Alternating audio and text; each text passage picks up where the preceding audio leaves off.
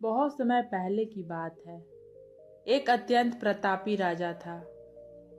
वह सिर्फ अपनी ताकत के लिए ही नहीं बल्कि अपनी गजब की बुद्धिमत्ता के लिए भी जाना जाता था।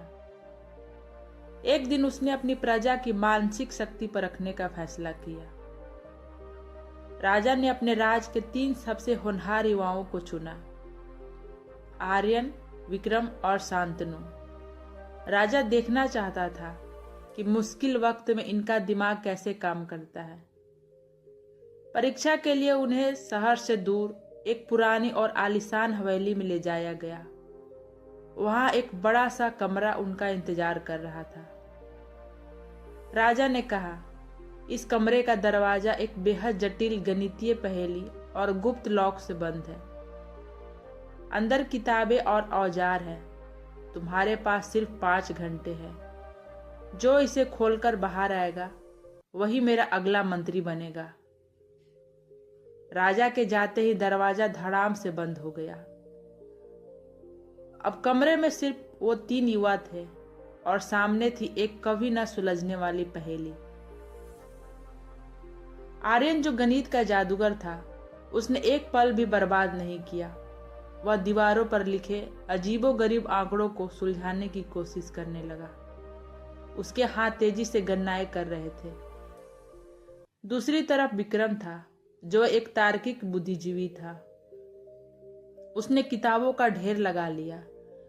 वह उन पन्नों में उस गुप्त लॉक का कोड ढूंढने लगा जिससे दरवाजा खुल सके। लेकिन शांतनु, वह बिल्कुल अलग था। न उसे कोई किताबें उठाई, न कोई गुन्ना भाग किया।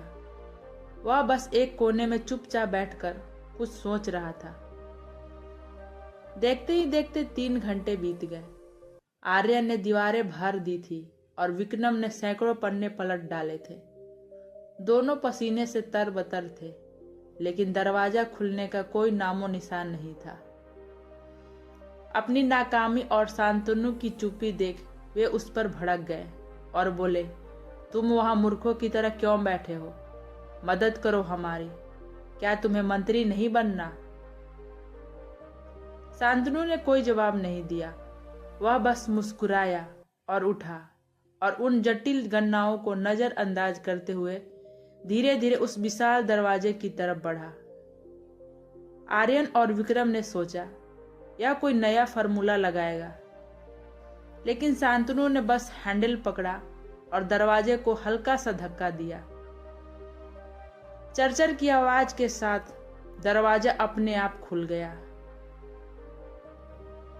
वह तो कभी लॉक था ही नहीं, वह बस सटा हुआ था। आर्यन और विक्रम दोनों सन्न रह गए। तीनों बाहर आए। राजा वहां मौजूद था। राजा ने शांतनु के कंधे पर हाथ रखा और कहा, तुम जीत गए। आर्यन ने पूछा, महाराज, ये कैसा मजाक था? आपने कहा था कि दरवाजा एक जटिल पहेली से बंद है। राजा बोला, जीवन में अक्सर हम समस्याओं को इतना जटिल मान लेते हैं कि हम यह देखना भूल जाते हैं कि समस्या है भी या नहीं। मैंने कहा था कि जो पहेली हल करेगा वह बाहर आएगा। शांतनु ने पहली पहेली यही हल की कि क्या सच में दरवाजा बंद है। यह कहानी से हमें यह सीख मिलती है, कभी कभी हम छोटी सी बात को इतना बड़ा बना लेते हैं कि उसका आसान सा समाधान हमारी आंखों के सामने होकर भी हमें नहीं दिखता।